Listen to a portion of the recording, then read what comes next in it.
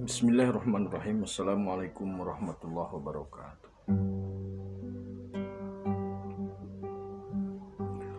Maha suci Allah, segala puji dan syukur kita panjatkan kehadirat Allah. Semoga kita selalu dalam bimbingan rahmat dari Allah Subhanahu wa Ta'ala. Subhanallah walhamdulillah astagfirullah Allahu akbar.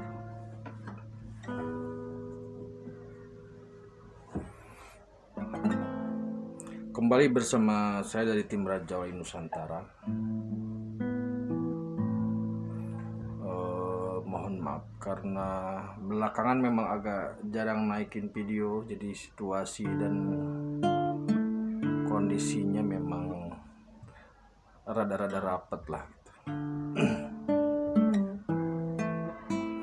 Kali ini kita akan membahas terkait dengan tenggelamnya kapal Panderwich. Maksudnya kita akan mengambil hikmah atau pelajaran dari tenggelamnya kapal Panderwich.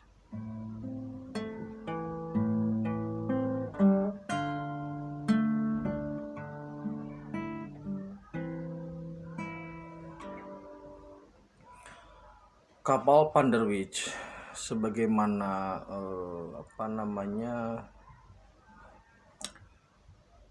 namanya memang nama gubernur Belanda saat itu. Seorang gubernur Belanda kelahiran Ambon di tahun 1914. Karl Herman Panderwich. Kapal ini sangat mewah ketika mengarungi lautan. Malah bisa disebutkan bahwa kapal ini merupakan Titanic-nya yang ada di Hindia Belanda.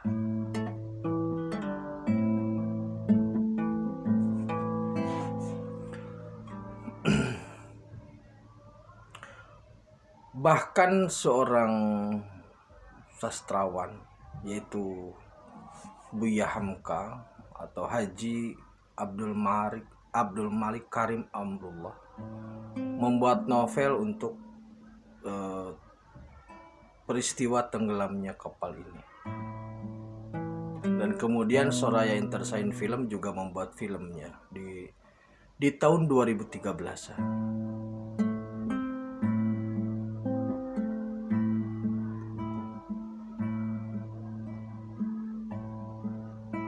Kapal Panderwich ini sedang berlayar dari Bali menuju Semarang.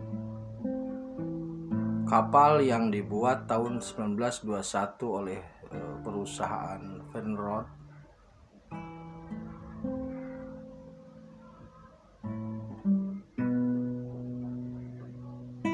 Pada tahun 1936 itu mampir di Surabaya dan kemudian melanjutkan perjalanan menuju Semarang dan akhirnya tenggelam di daerah atau di Laut Lamongan.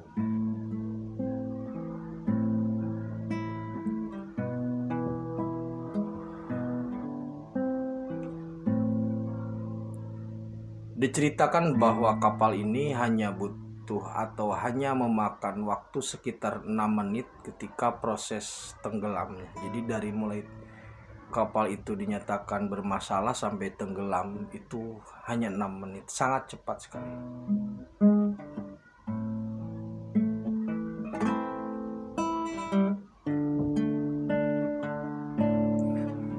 Nah, dari sekitar 250 penumpang termasuk ABK, termasuk kapten dan intinya semualah, dari mulai kru juga penumpang, ada yang selamat, 45 dinyatakan hilang dan 80-an dinyatakan meninggal. Jadi ada yang selamat, 100 lebih selamat.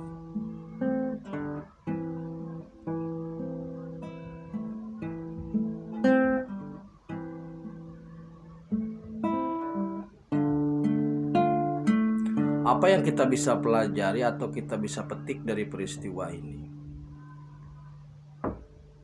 Ada beberapa hal yang harus kita pahami. Yang pertama, faktor dari seorang nakhoda itu sangat menentukan laju, arah, atau pengambilan keputusan ketika ada situasi-situasi yang memang genting.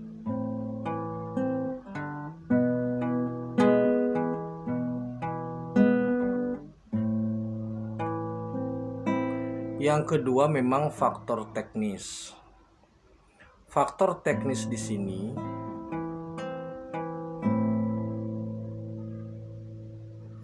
biasanya lebih ke kondisi kapal, bisa jadi karena memang bahan bakar atau memang mesin yang rusak. Intinya segala hal terkait dengan kondisi kapal.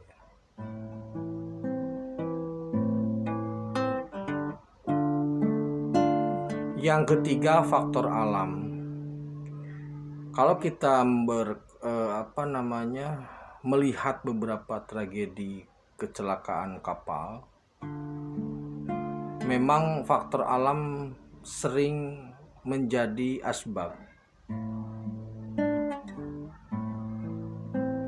Dan tentunya yang keempat adalah kehendak Gusti.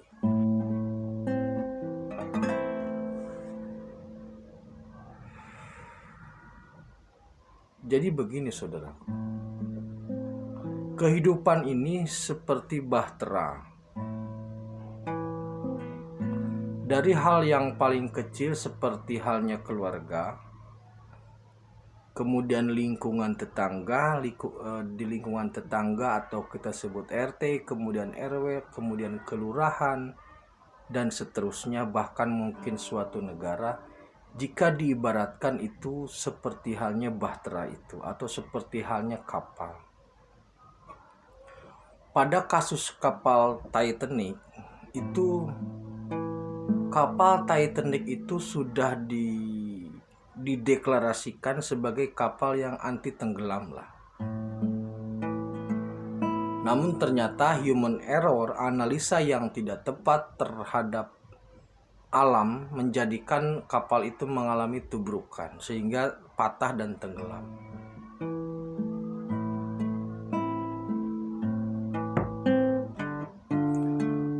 Nah, ketika terjadi tragedi atau musibah seperti itu,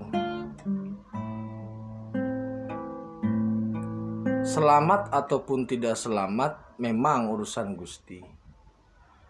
Namun bagaimana caranya kita agar selamat ataupun tidak selamat itu tetap selamat. Maksudnya, jikapun memang harus menjadi bagian dari orang atau korban, itu tetap selamat di akhirat. Dan jikapun selamat berarti ada peluang untuk memperbaiki.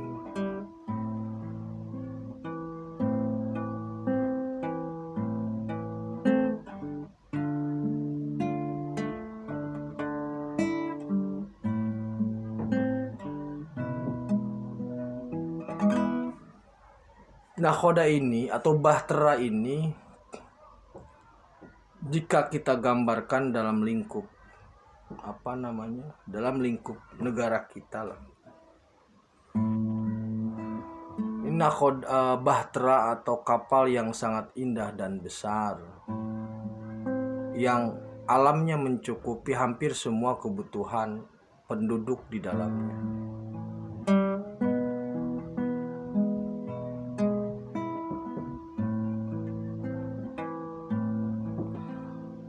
Kemudian pertanyaannya,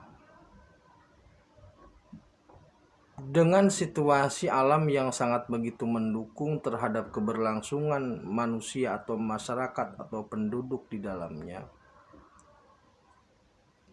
tapi kemudian di sisi lain banyaknya keserakahan sehingga menimbulkan kerusakan terhadap alam dan lingkungannya, bahkan terhadap manusia yang lainnya. Apakah ini cukup menjadi asbab atau tidak?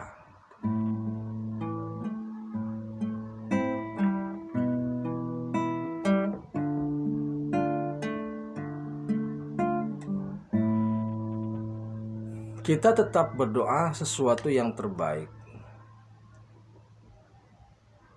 Karena walau bagaimanapun kita merupakan bagian yang ada di dalam bahtera ini. Sehingga jika bahtera ini tenggelam, dan memang jika harus tenggelam, maka kita harus menjadi golongan orang-orang yang selamat. Namun jika memang bisa diselamatkan, itu urusan Gusti.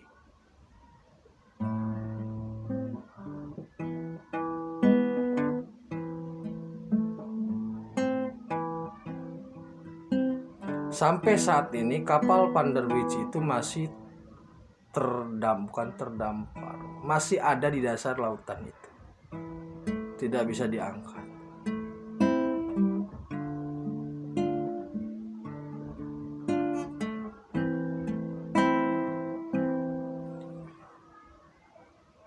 Maka kesimpulannya, saudaraku, mengarungi bahtera ini atau ketika kita berada dalam satu bahtera atau satu kapal yang sangat indah, itu jangan menjadikan kita lupa dengan diri dan terus saling mengingatkan untuk tetap waspada. Karena dalam kondisi tertentu, alam bereaksi terhadap banyak hal yang dilakukan oleh manusia. Kerusakan alam itu oleh tangan manusia, maka alam akan bereaksi. Kemudian ketidakadilan dari satu pihak kepada pihak lain, maka pihak lainnya pun akan bereaksi. Ketika banyak reaksi, ketika banyak gejolak, dan nakhoda salah mengambil kebijakan, maka dimungkinkan kapal Panderwich itu tenggelam.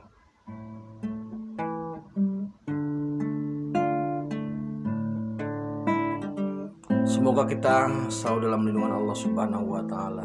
Tetap tingkatkan iman dan amal soleh. Assalamualaikum warahmatullahi wabarakatuh.